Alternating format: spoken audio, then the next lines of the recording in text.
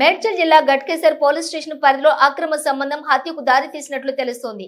మాజీ ఎంపీటీసీ గడ్డం మహేష్ ను గట్కేసర్ డంపింగ్ యార్డ్ లో చంపి పాతి పెట్టినట్లుగా పోలీసుల విచారణలో తెలిపినట్లు సమాచారం.